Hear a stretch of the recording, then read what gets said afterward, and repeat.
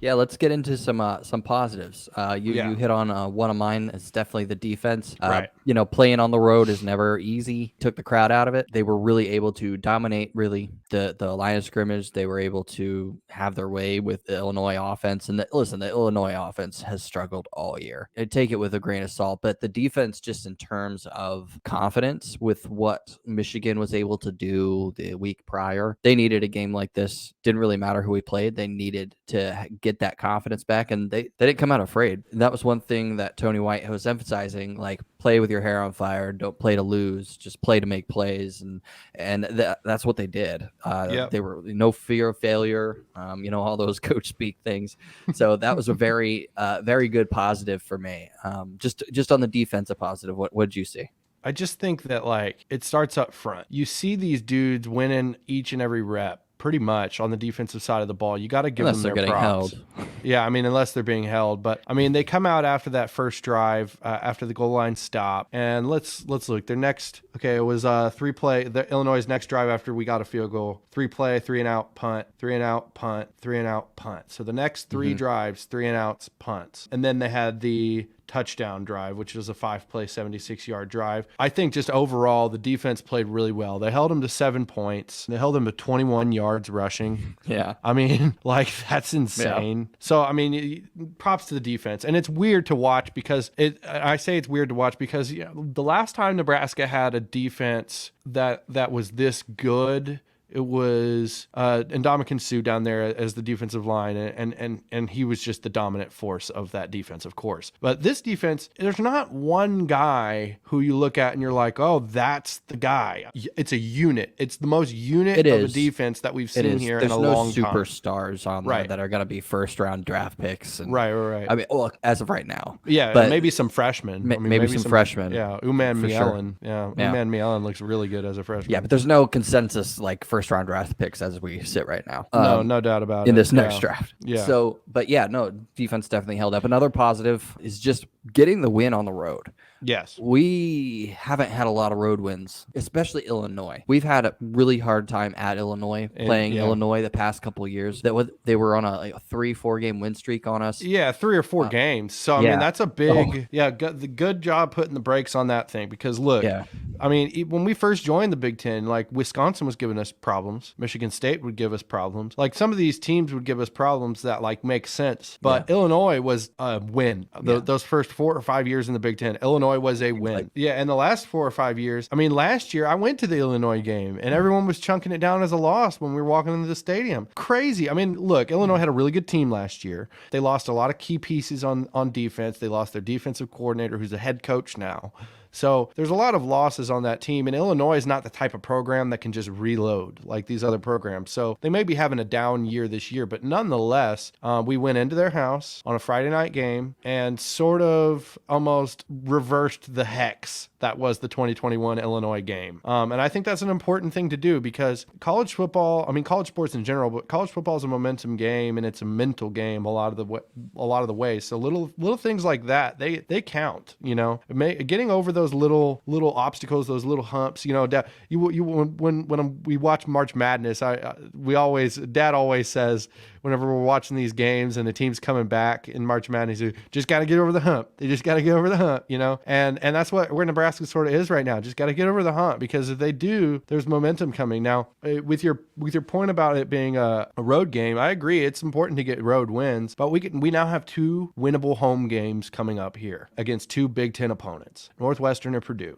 Now we're in a bye week right now, but we got Northwestern and Purdue. So I think that's arguably even more important to play well in front of your home crowd. That's going to be sold out again. But those little mental wins are going to add up, and they're very important. So that's a big positive defensively.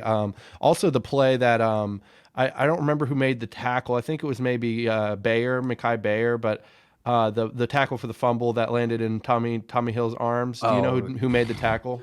I don't. That sounds right. That sounds right. But that was a beautiful tackle. It was a beautiful, hat on the ball, popped out directly. Like, I thought Tommy was going to score just because how fast he is. And when he reversed field, I was like, ooh. But they took a good angle, and he was able to get a good amount of yards. That was a beautiful play. beautiful. Yeah, and then also shout out to Quentin Newsom for getting his, what seems like a crazy stat, his first career interception.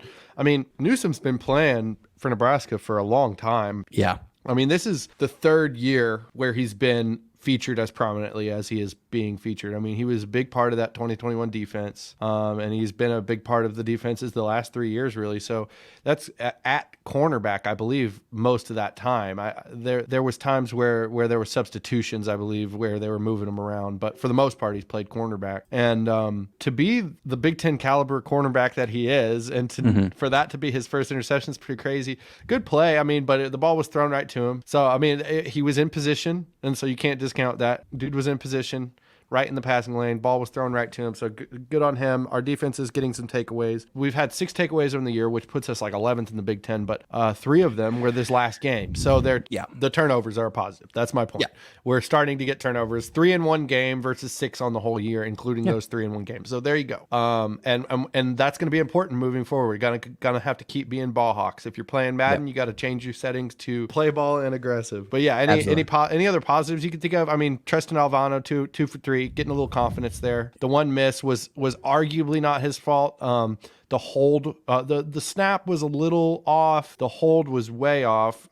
He bobbled it and then gave the kicker the laces. And Tristan still almost made it. But so yeah, 2 for 3. I think he's gained a little confidence in that. There's a lot of good in the game, a lot of bad, but we How came about out offensively? with a win, Any offensive positives you can think of before we get into the negatives? Because that'll be the main conversation on the negatives, of course. Yes, actually, we had a quarterback go into a hostile environment and win the game. He had one throw that really served as a punt and for an interception. I didn't really mind the throw all that much, even though it was a bad one. Yes. He had some other guys where he's finding open people and not executing, but I can't really fault him for that. I mean, different environment, different situation. But he looked posed just as much as he did at home. Yeah, I mean, that was a really big positive. Making that 35-yard throw. Yeah. Oh, yeah. That 35-yard throw was very impressive and in a really critical moment, too. Yeah. But I also think just generally he's moving up in the pocket better now. He's not necessarily spilling as much as he is moving up levels. And that's a good thing because there was a couple of critical third downs. There was like a 3rd and 6 or something like that. He found Alex Bullock. And he gets guy comes off almost completely clean off the edge. And Heinrich kind of jukes him out and steps up in the pocket. And then throws a nice sidearm to Bullock. And if you watch the play, the ball snapped. Heinrich's eyes immediately go to the guy who's rushing right at him. He's like, oh crap. He steps up. But as soon as he jukes the guy out, his eyes move immediately back to down the field. So that's very encouraging because we've had lots of quarterbacks at Nebraska that once they get into improvisation mode, it's sort of like, oh, I'm looking everywhere. Whereas Heinrich was like, juke the guy out. Find my man. There he is. Boom. And look, and Heinrich's a guy who's arguably got freshman level experience, basically.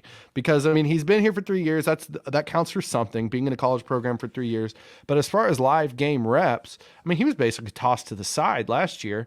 I mean, there's the question that Whipple was asked one week that was like, he was asked about his travel roster and which quarterbacks he was taking. He was asked if he would take Heinrich. And Whipple basically laughed. I mean, like, and this is a year ago. Yeah. And now we're talking about the guy who, look, I don't know if he's going to be the great. I don't think he's an NFL quarterback prospect, but there's something about Heinrich in the college game. He's got a little bit of an it factor quality to him that is now two-time national champion. Don't want to compare him to this guy quite yet, but it's a little bit Tebow-esque in the sense it's not pretty, but like he's just got a little bit of moxie. You know what I mean? And it's like you just want to root for him. And if you look at the players around him, they love seeing him succeed, which is really great. Please go ahead and like that video and subscribe to the channel. We appreciate the support that we get from you guys, and we're hoping to continue growing. Blake and I enjoy talking about Nebraska football on here, and we hope to get more and more support as we continue to grow and as the Huskers continue to get better. So give us that support and catch our podcast on all platforms. Also, subscribe to us on Twitter, or X as the people want to call it, at @CHusker_corner, and go follow our Instagram, Cornhusker Corner. Thanks for watching.